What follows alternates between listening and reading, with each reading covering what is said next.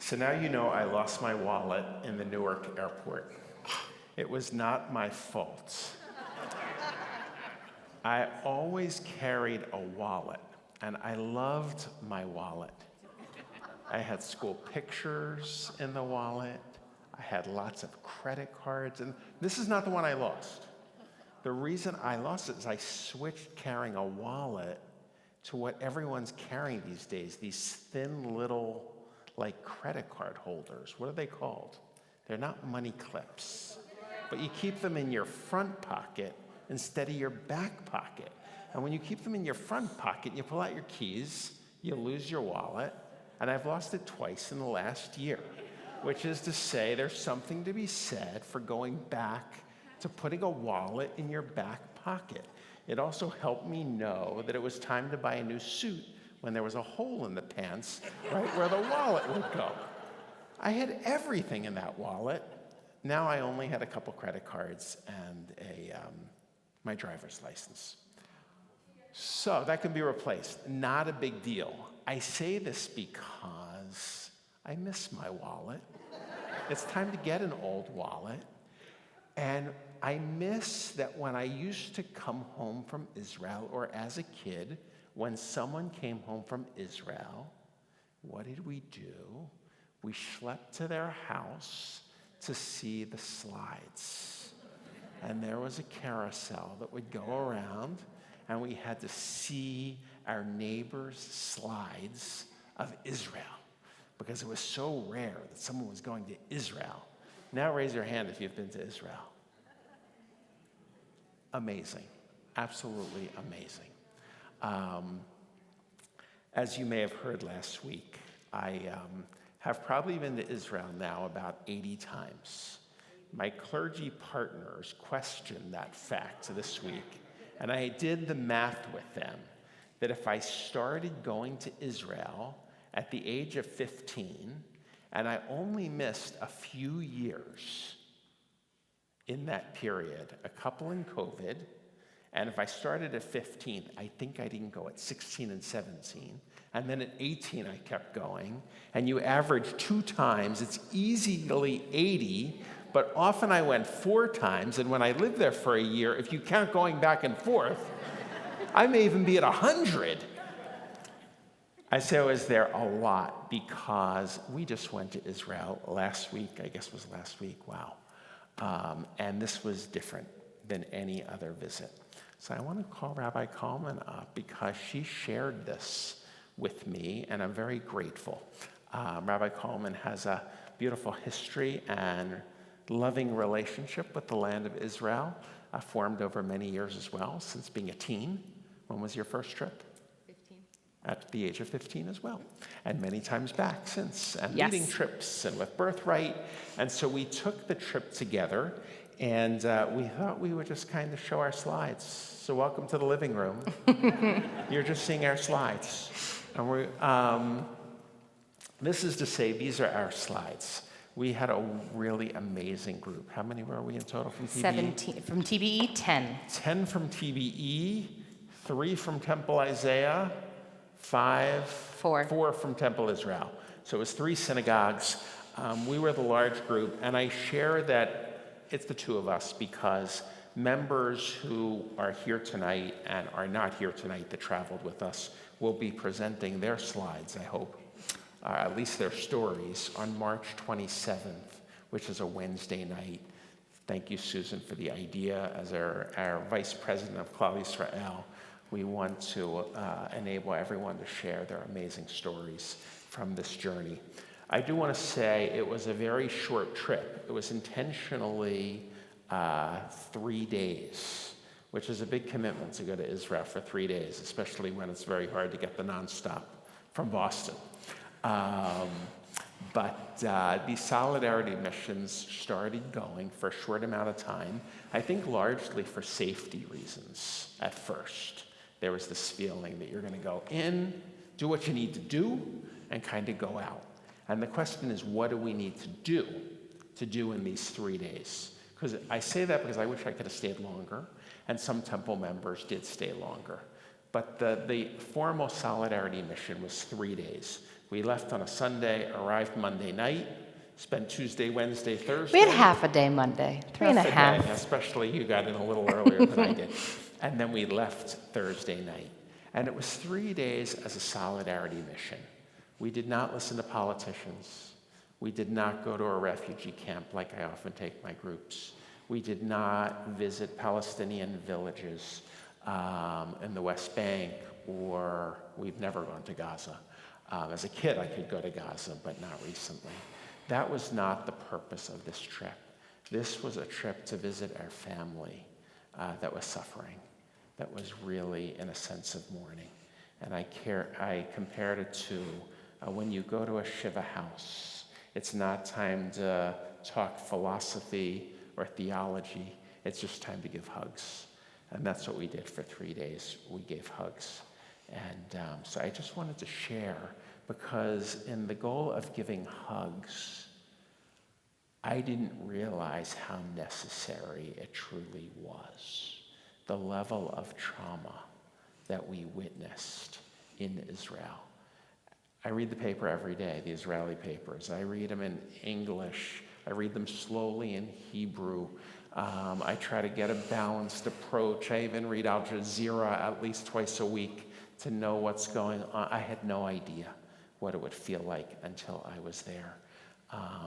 Just the sense, the depths of sorrow and the fear that this is true, the certainty that this is an existential conflict for Israel, the level of fear in society that this feels like 1948. And so we chose some of the slides. I'm going to do the first part, and then Jordy's going to do the second part. But this slide for us conveyed, which was at the National Library, just was one of those reminders of the fact that the hostages are still in Gaza and cannot be forgotten. Now, this was in the National Library, but these pictures are everywhere. From the moment you land at the airport, you can't leave the airport with seeing pictures of the hostages, seeing a giant sign that says, "Bring them home." Everywhere you go, you are reminded of the hostages. And so if we look at this slide, you can just walking down the street in Tel Aviv, and you see this with a picture of one of the children being held hostage. This is not as though you're searching for a picture. This literally is a continual reminder. Walking along the street, kidnapped, we're familiar with the posters on the right side, but this one, it says, "It could have been you." Just a reminder of the vulnerability that pervades the land of Israel at this time. As we walked along, buildings are lit up. I took a walk, or a jog. I was going to say run. We're going to call it a jog on the beach in Tel Aviv in the morning.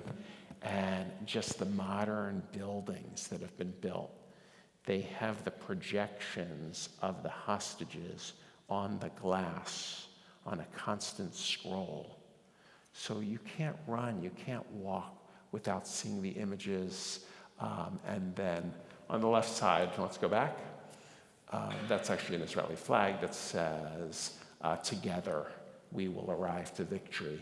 But on the right side, you'll see everywhere we walked, "Bring them home." And on the right side, was that the graffiti tour? Yeah. It says, "Return the hostages" in Hebrew, "Bring them home now." And on the graffiti tour in Tel Aviv, just all over the walls, you'll see "Bring them home now." And then you'll see often artistic pictures of the children. Now, these drawings of the children being held hostage must be 12. I know you're giving me pictures of slides, but we don't have this picture. No. They're, what are they, about 20 feet wide and probably like 12 feet high. They're like small garage doors, like What's mini garage doors. Yes, so imagine a garage door with a picture of a child, and then you walk along, and another picture of a child. You walk along, another picture of a child. So everywhere you go, you are reminded. And so just walking along the streets of Israel, we spent one day in Tel Aviv, one day in Jerusalem, and one day down south by the Gaza border. You're continually reminded. The next slide I saw that Jordy picked, that was actually at Hadassah Hospital. Just a reminder in the elevator, because this is they had to rush. This part of the hospital is brand new. It's the rehabilitation center. Yeah, so they rushed it due to the war, and the elevators, I guess, don't, they're like plywood. They aren't finished They're yet. not finished yet. So the graffiti is on the walls, and all over are the units of the soldiers and names of people who were captured, and a reminder, bring them home now. And then it's a little, you can't really see the Am Jewish Yisrael star, Chai. but it says Am Yisrael Chai, the Jewish people is. But everywhere you go, you see this. The next picture is the Nova Festival. So we went down to the site of the Nova Festival, the rave concert where many of the teens that were captured were the festival. And they placed, once again, pictures of everyone that was captured or murdered. And you just walk through and continually were reminded. I was actually nauseous walking through the site. This was a Kfar Aza, one of the kibbutzim that was right next to the border. The trips I've led, if you were on one of the trips with like 15 people with me over the past 8 years, this was the kibbutz we would always visit. This is a kibbutz that needs to be rebuilt from the ground up. It is tragic. And so the bike, you can see, just if we go back, we didn't want to take a lot of pictures here. You couldn't convey the horror. But this was a burned bike. The whole place was lit on fire. And so the bike, they often lit the place on fire to burn the people or force them to leave the shelter.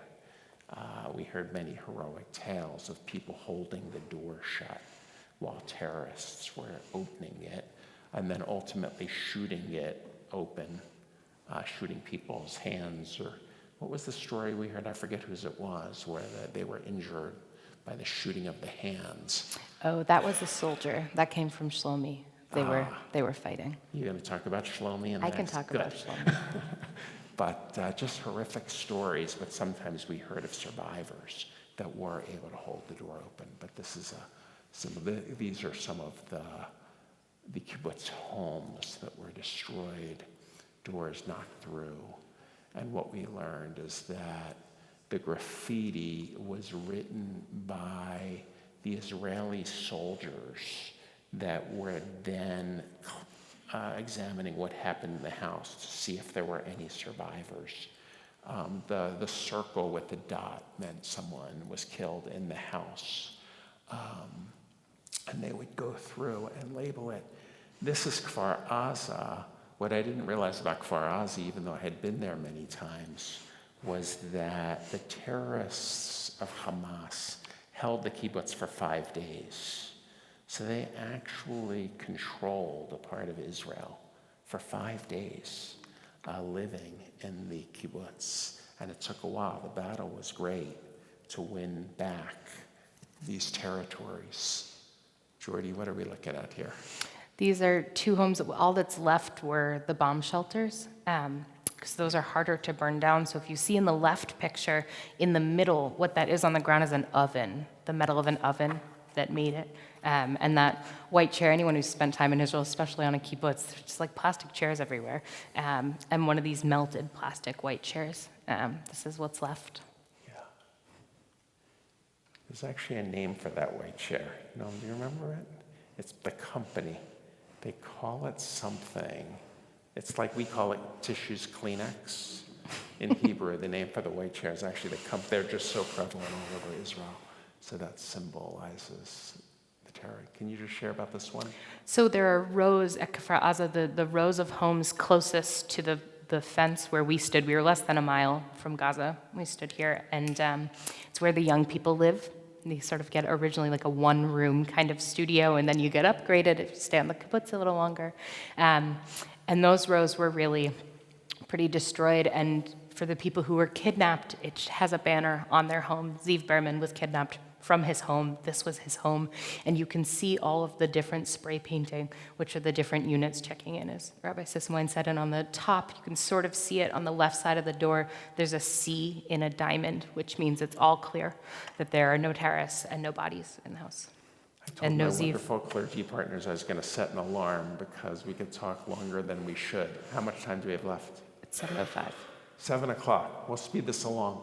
I can speak a lot, but once again, the pictures. We did visits in Tel Aviv, the organization that started right away to bring world attention to the fact that hostages have been captured and need to be remembered by the world. 6 Americans are still held captive as well, and we as Americans haven't even really forced that to the headlines that Americans are being held hostage at this time.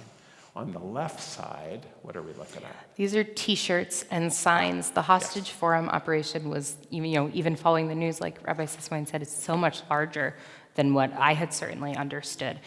These are T-shirts and posters for the families of hostages to come and collect before they go and protest, mostly at Hostage Square is where vigils and protests are held, which is around the corner. The Hostage Forum is held at a company's headquarters in Tel Aviv who moved their employees out and moved the Hostage Family Forum in. So it's all volunteers. They're doing unbelievable work at an unbelievable scale. They've raised over $20 million, and Yeah. Even more, it's an international battle on social media, even. Social media is where the battle is right now, winning the hearts of the world. And it's really important that people remember that these are children, kids, elderly, babies that are being held. And so this is a mother telling us. I'm getting emotional because, the emotion of seeing her hold her child, how she can sleep that was the 150th day, 150 days of thinking about her son. This is Shelley. This is Shelley Shem Tov. She's Omer's mother, and she, on October 8th, got the Hostage Family Forum started. And she held that poster the whole time she spoke with us. She created this basically out of thin air, and shared, what she knows about Omer being held. The last update they have is at the 54-day mark when other hostages were released who saw them, which are now mostly irrelevant. She did share with us that the IDF found a journal of his in a home that he had been moved out of at some point. And on the pages of the journal, it says, ocha, ocha, ocha. It says food, food, food. He's starving. And it says repeatedly, I love my mother, I love my mother.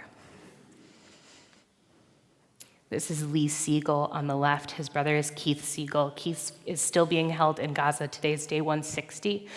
His wife, Aviva, was released in November, and Lee is part of the reform movement in Israel. And he's an American as well. Yeah.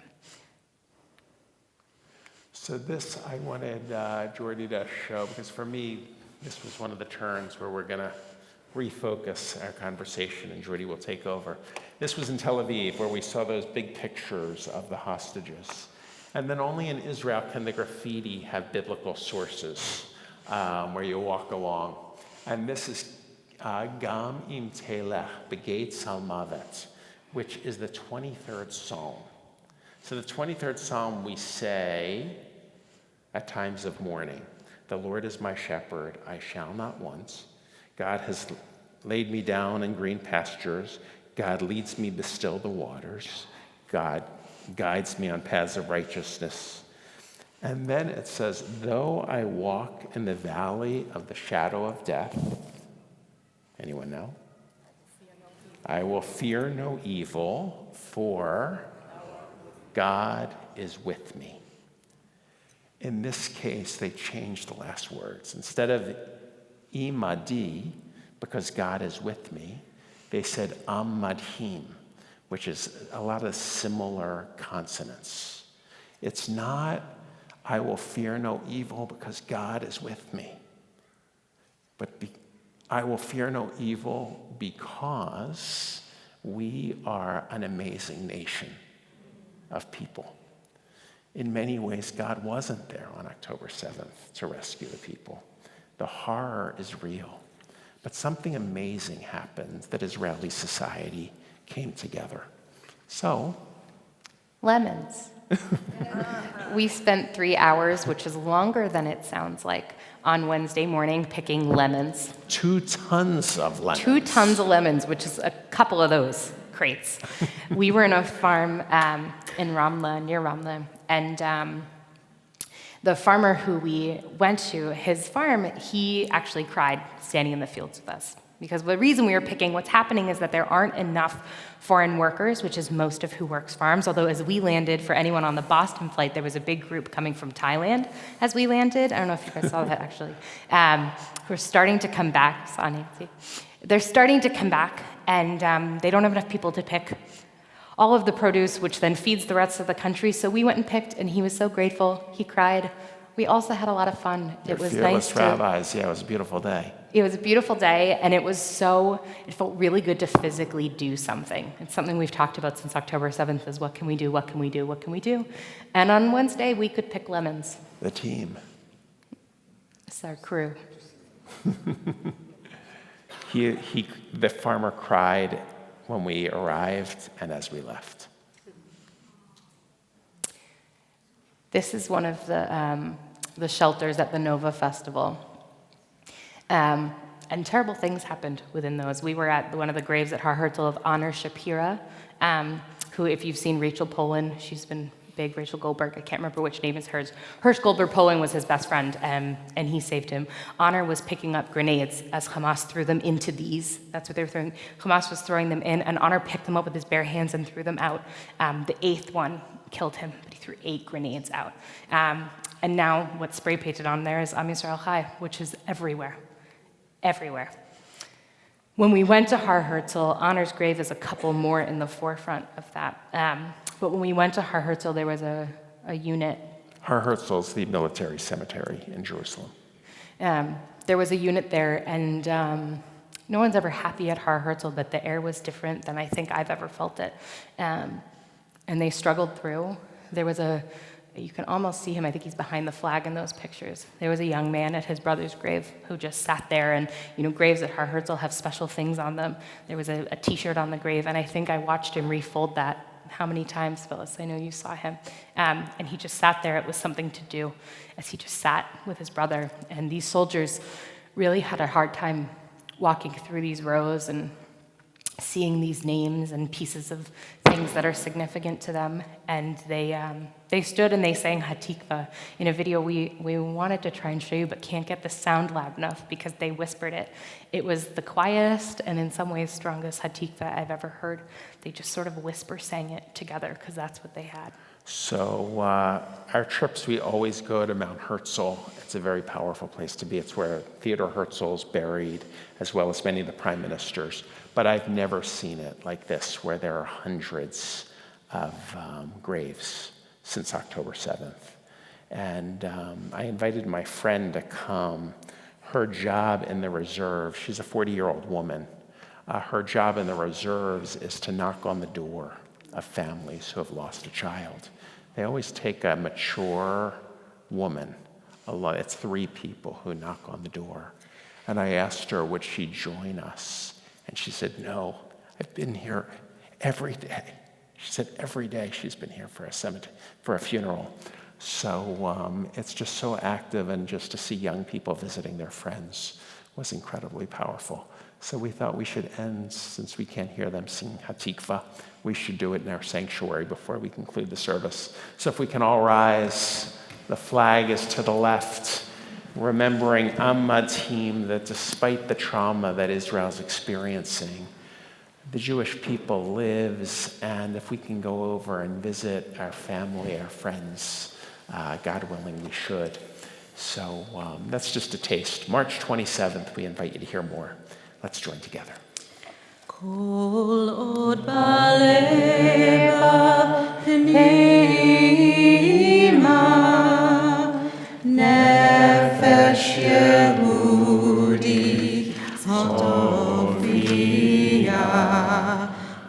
Pater Mizrach Kadima Ayin Lezion Sophia Od lo avta tikvateinu Hatikva Bashnot Alpayim Liot Am Chofshi Be'artzenu Eretz Zion Yerushalayim Liot Am Chofshi Be'artzenu Eretz Zion Yerushalayim. Before we continue, I want to thank all my fellow travelers. I'm not sure I would have gone without you. And I want to thank your spouses as well for enabling you to come, your children too.